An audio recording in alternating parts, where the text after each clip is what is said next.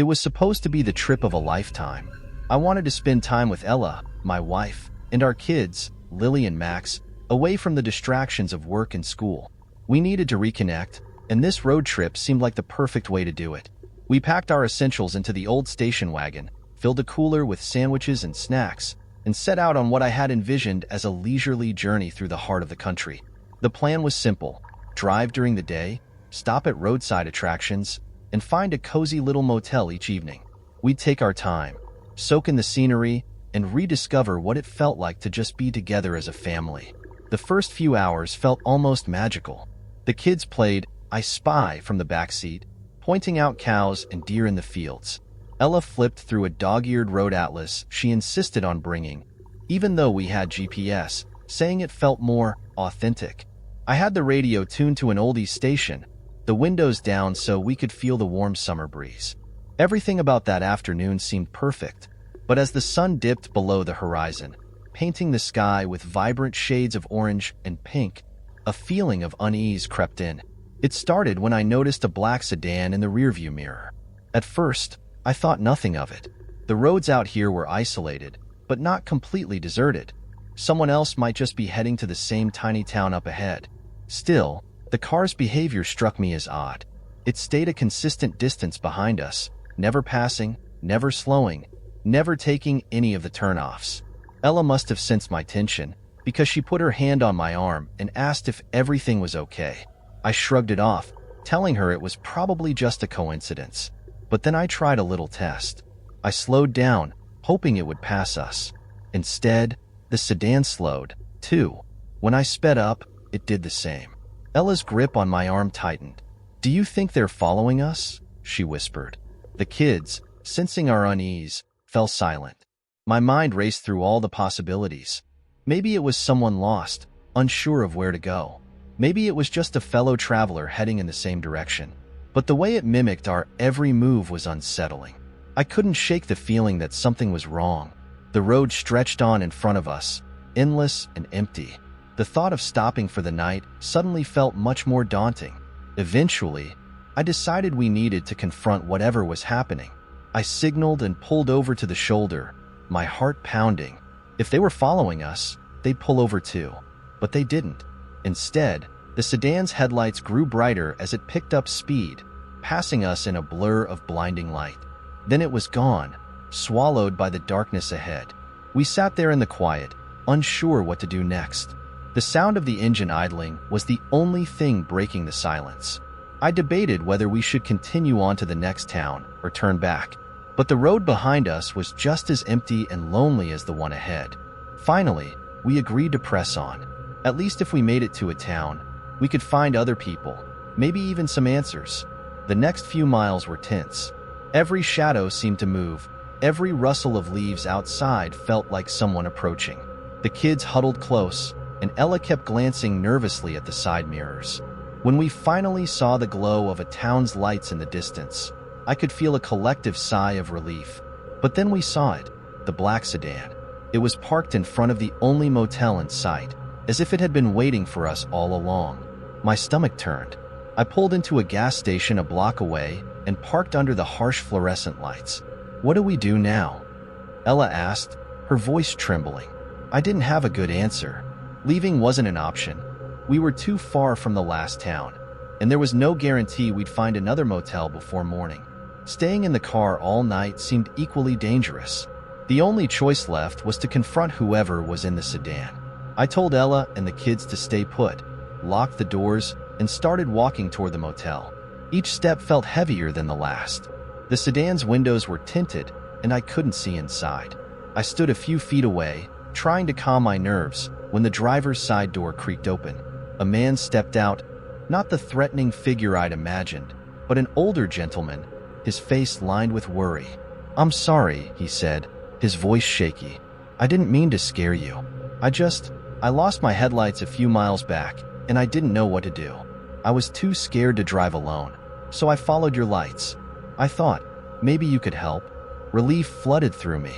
I introduced myself and explained that we thought we were being followed. The man, Henry, apologized profusely and offered to pay us back for any trouble. Instead, We invited him to join us for dinner at the motel's small cafe. By the time the night was over, we'd swapped stories and laughed until the tension had completely melted away.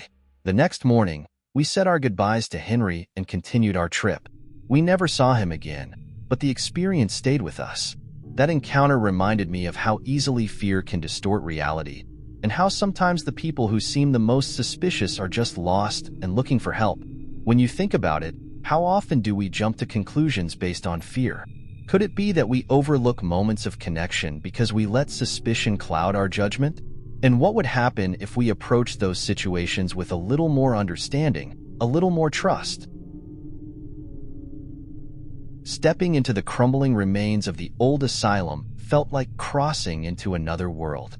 The allure of forgotten places had always drawn me in. The promise of uncovering long-buried secrets, of peeling back the layers of time. I'd spent countless nights chasing whispers of history, but this place was different. Its towering silhouette stood defiant against the gray sky, a monument of shadowed memories and whispered tales. Equipped with nothing more than my camera and a restless curiosity, I passed through the rusting gate and into the asylum's yawning mouth. Inside, the air was thick, a stale weight that carried the scent of neglect and something more elusive, something that clung to the back of my throat. Dust swirled with each step, settling back in a slow, deliberate dance. The walls, once pristine, now bore the graffiti of visitors from years gone by. Names, symbols, and crude drawings overlapped layers of peeling paint, creating a chaotic tapestry that hinted at the passage of countless lives. I snapped photo after photo, my camera's shutter clicking like a clock, ticking down the moments before something would happen. The hallway stretched out ahead of me, each door a portal into an unknown story. The first few rooms were as expected. Overturned chairs, shattered windows, and scattered papers. In one, a rusted wheelchair stood frozen in place, its presence both mundane and haunting. Another room revealed medical equipment so outdated and corroded that its original function was more guessed at than known. The personal effects left behind: a child's shoe, a tattered notebook, a broken locket, whispered of people who once lived, loved, and suffered here. I imagined the sound of their voices, the shuffle of their steps, and the quiet weeping that these walls had surely heard. As I ventured deeper, the atmosphere shifted.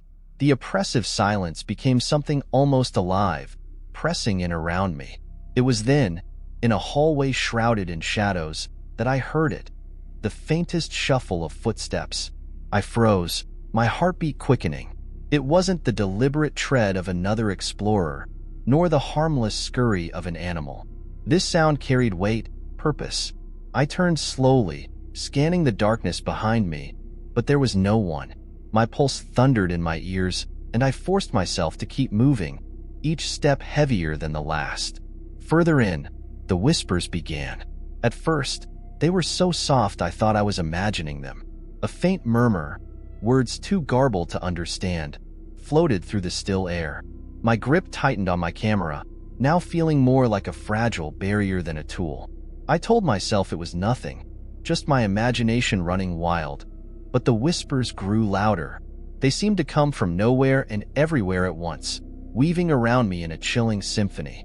I stumbled into a room that seemed different from the others. Shelves lined the walls, each packed with yellowed patient files. The floor was littered with loose pages, their contents spilling out into a chaotic sea of forgotten histories. A table at the center was cluttered with tarnished medical instruments that hinted at a time when care was brutal, when treatment was a test of endurance. The whispers intensified, blending into voices, faint, pleading, resigned. I picked up one of the files, the paper fragile and brittle. As I read, the voices seemed to align with the words on the page, recounting tales of suffering, of procedures that were as harrowing as the illnesses they sought to cure. It was as if the very walls of the asylum held onto these stories, refusing to let them fade into obscurity. My heart raced as I continued to read, the voices in my head coalescing into a desperate chorus. I felt a presence, no, multiple presences, around me, unseen yet undeniable. Footsteps echoed once more, closer now, and I turned to face the door. No one. The room was empty except for the files and their haunting contents. But the realization struck me like a physical blow. These voices, these whispers weren't simply memories. They were the people who had lived, and perhaps died, here. Their pain, their fear, their hope lingered, etched into the fabric of the building itself. The urge to leave battled with the desire to understand. I stepped back into the hallway, following the faint footsteps, my movements slow and deliberate. They led me through corridors that felt like a maze, every turn taking me deeper into the asylum's heart. I passed rooms that seemed untouched by time, the air growing colder with each step. The whispers became almost deafening, but they were no longer just sounds. They were pleas, reminders, a collective voice yearning to be heard. Finally, I reached what had once been the operating theater. The space was cavernous, the air tinged with a metallic cold. The table in the center loomed large, its leather straps frayed and stained. Above it, a cracked light fixture cast uneven shadows, giving the impression of movement where there was none. It was here that the boundary between the present and the past dissolved. The whispers became clear voices, recounting tales of pain and desperation. I felt surrounded, enveloped by their presence. My camera hung useless in my hands, no longer a shield but a weight I could hardly bear. In that moment, I understood. The asylum was not merely a building.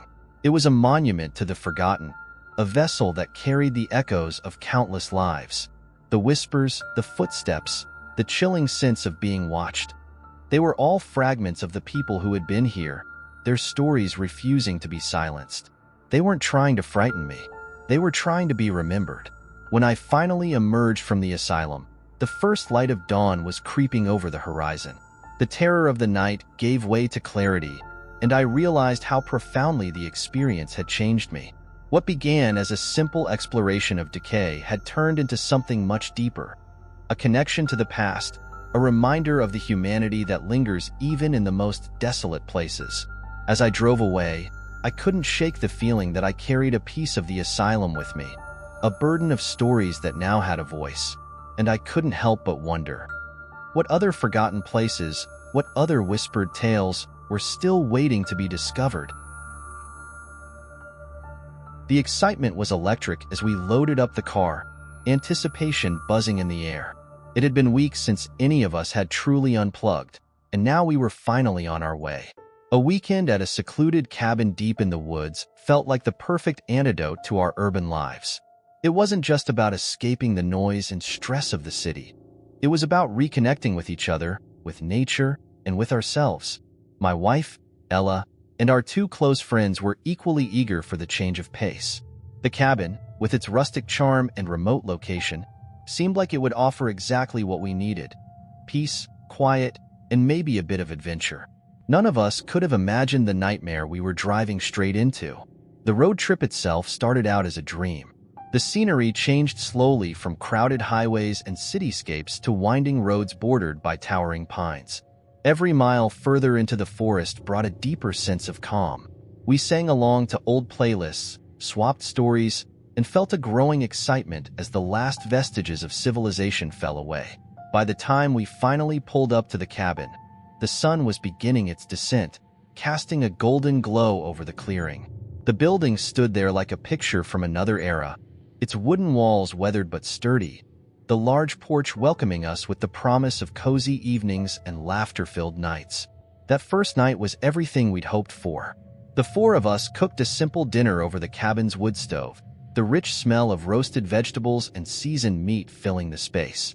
Later, we gathered around the fireplace, telling ghost stories and sipping whiskey while the logs crackled. The forest outside was silent except for the occasional hoot of an owl, and inside the cabin, we felt completely at ease. As we finally drifted off to sleep, the thought crossed my mind that this trip might be one of the best decisions we'd ever made. The following day began with a hike through trails that led deeper into the forest. Sunlight filtered through the canopy above, dappling the ground with golden patches of light. We laughed as we clambered over rocks and ducked under low-hanging branches. The world felt miles away, and for a while, it was easy to believe that nothing bad could touch us here. But as the afternoon wore on, that peaceful feeling began to shift. It started as an odd sensation, a prickling at the back of the neck, the inexplicable certainty that someone or something was watching us. We brushed it off as paranoia. "It's just the isolation," Ella said, and we all agreed. But the sense of being watched didn't go away. By evening, the atmosphere had changed. The cabin no longer felt like a sanctuary. The shadows it cast seemed longer, darker, and more menacing.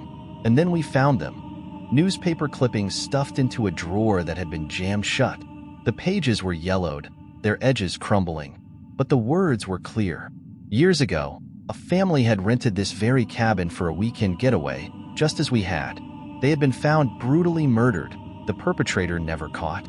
The articles described the gruesome details: bloodstains that wouldn't come out, furniture overturned in a desperate struggle, neighbors who had heard nothing until it was too late. The only clue was a series of strange symbols etched into the walls, symbols that the police had never been able to decipher. Our light-hearted retreat quickly turned to unease. The sense of being watched grew stronger. At night, the sound started. Soft footsteps outside, a creak on the porch, a faint whisper that stopped as soon as we held our breath to listen. We tried to rationalize it: animals in the woods, the wind, but each explanation felt hollow. We considered leaving, but the thought of driving those dark, winding roads at night was even more terrifying. So we stayed. The second night was worse.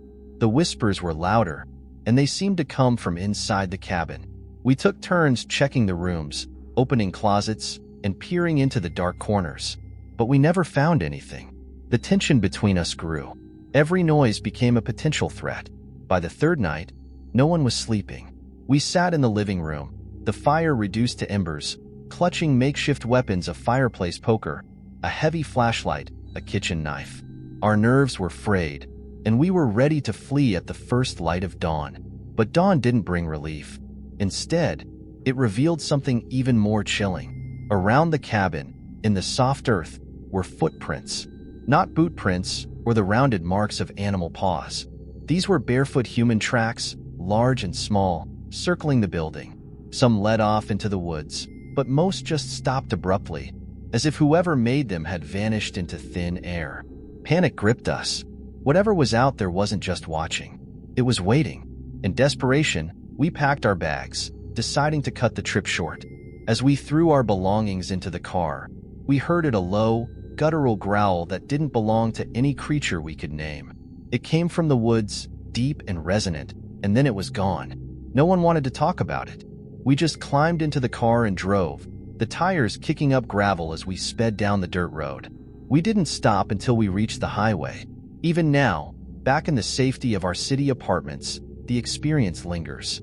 We don't talk about it much, but every once in a while, one of us will mention the feeling we had at that cabin, the sense that we had stumbled into something ancient and unknowable, something that watched us and maybe even followed us.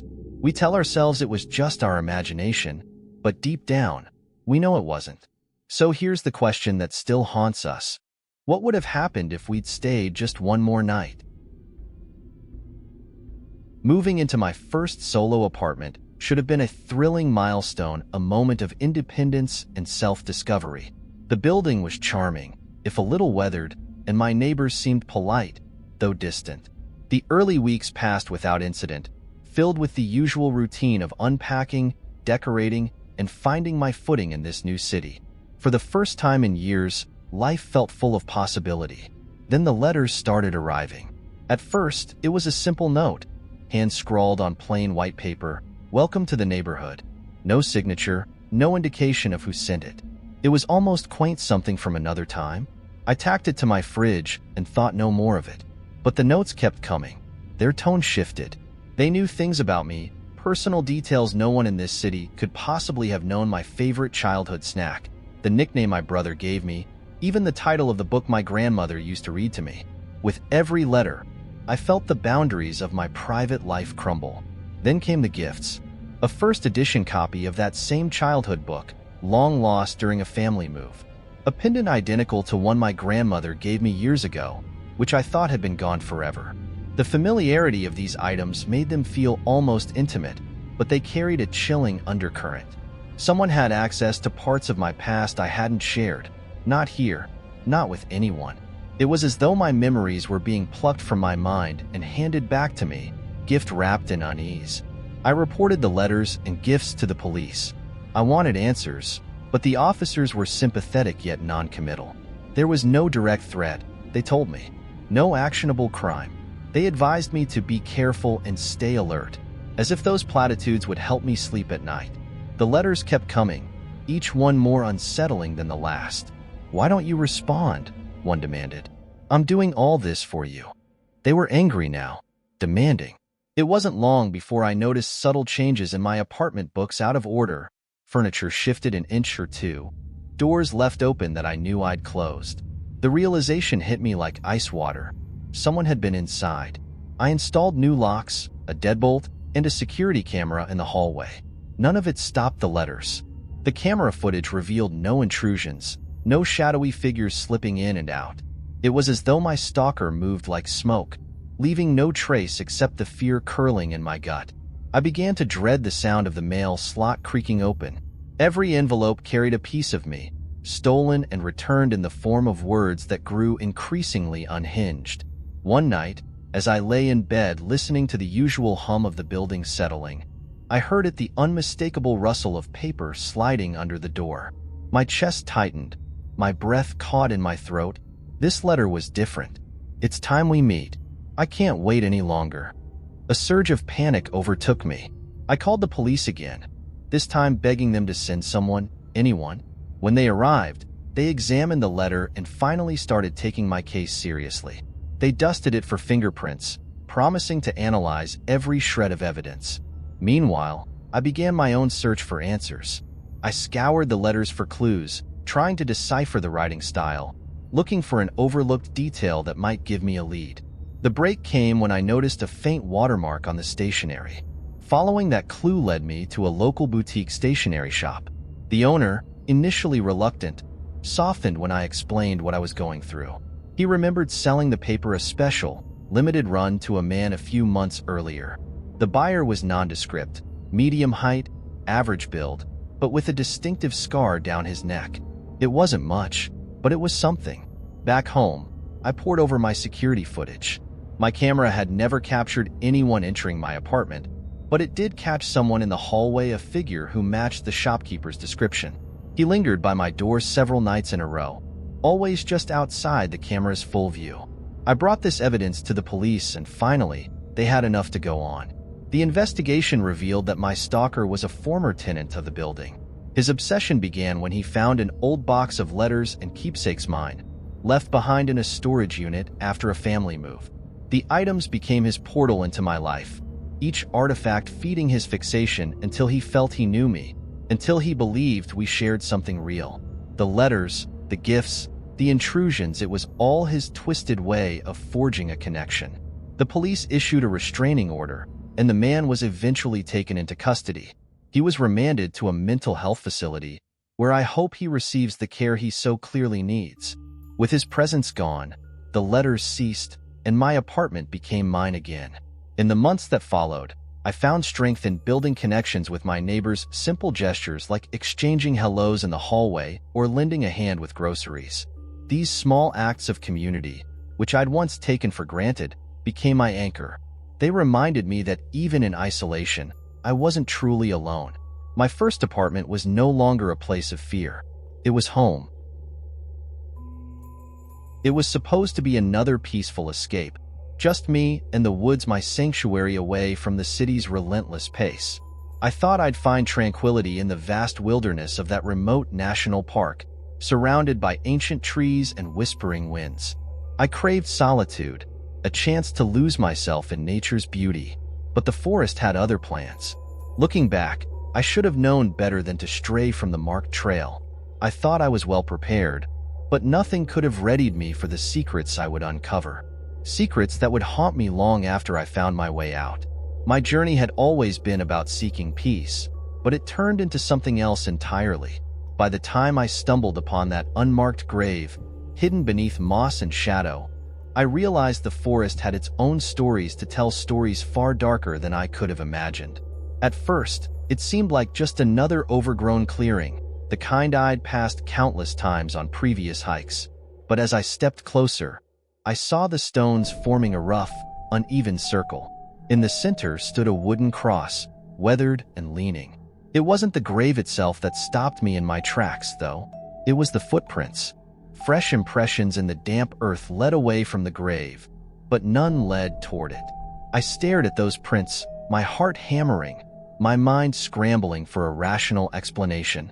Who had been here, and why had they left without a trace of their arrival? The forest that had once felt alive with serenity suddenly felt suffocating. The air thickened, each sound around me sharpened. I told myself it was just nerves, that I was letting my imagination run wild.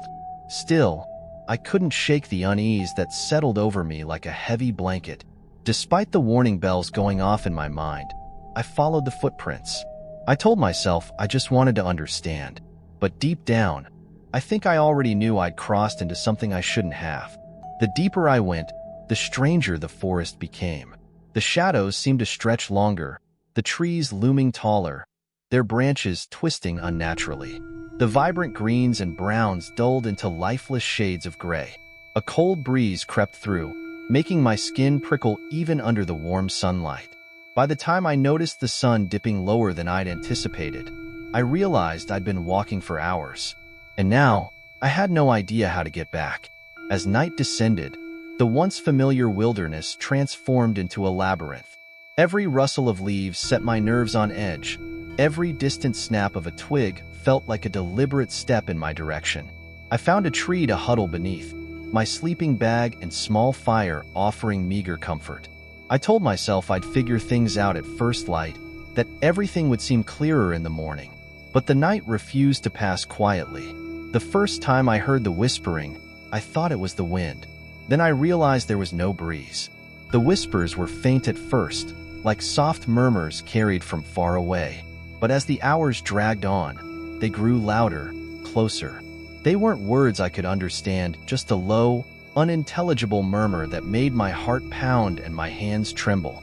I strained my ears, hoping to hear a bird or a distant howl, anything to remind me that I wasn't alone. Instead, I heard footsteps, slow, deliberate, circling just beyond the reach of the firelight. My throat tightened. I couldn't breathe. I told myself it was just an animal, but the steady, measured pace told a different story. Morning brought little relief. The forest had become a maze of unfamiliar paths. I tried retracing my steps, but nothing looked right.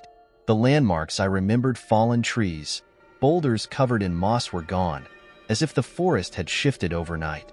I tried using the sun as a guide, but it seemed to hang low in the sky no matter which direction I turned. I was trapped, lost not only in the wilderness, but in a place that no longer obeyed the natural order of things. By the third day, my supplies were running low, and my sanity was fraying. The whispers never stopped. Sometimes they sounded far away, sometimes as if someone were speaking right into my ear. The shadows in the corner of my vision never quite disappeared, flitting between the trees like fleeting phantoms. At night, I barely slept. The footsteps came closer, their rhythm no longer cautious. Whoever or whatever was following me wanted me to know they were there. On the fifth day, it happened. I stumbled into a clearing shrouded in mist, the sunlight struggling to penetrate the dense gray veil. And there it was, the figure. At first, it looked like just another shadow, tall and faint, swaying slightly in the fog. But as I stood frozen, the outline sharpened. It wasn't a person, not entirely. Its shape was human, but its eyes were empty pits, black holes that drew my gaze and held it there. I couldn't move. I couldn't think. I couldn't breathe. It spoke without sound, its presence a crushing weight on my chest. Though no words passed its lips, I understood. It was angry. I'd intruded on sacred ground. It wasn't the grave itself that mattered, it was what the grave represented. A pact, an ancient promise that had been broken when I stumbled into that forgotten place. I had trespassed, and the forest wanted me gone. That encounter changed everything. I didn't run. I didn't scream. I simply turned and walked away, my steps measured, my head low. The whispers didn't follow. The footsteps stopped. When I finally saw the forest's edge, the sight of open sky and the faint glimmer of a road in the distance brought tears to my eyes. I stumbled back into civilization, ragged, hollow, and forever changed. I never spoke of what I saw to anyone. I told friends I'd gotten lost, nothing more. But I knew the truth. The wilderness had been my sanctuary, but I'd failed to respect it. I'd gone looking for peace and found a warning, a reminder that not all spaces are ours to claim, and that some boundaries are meant to remain unbroken. The forest had spared me, but it had left its mark. I still wonder what would have happened if I hadn't turned away. I wonder what lies beneath that grave. And I wonder, above all else, if it's still watching.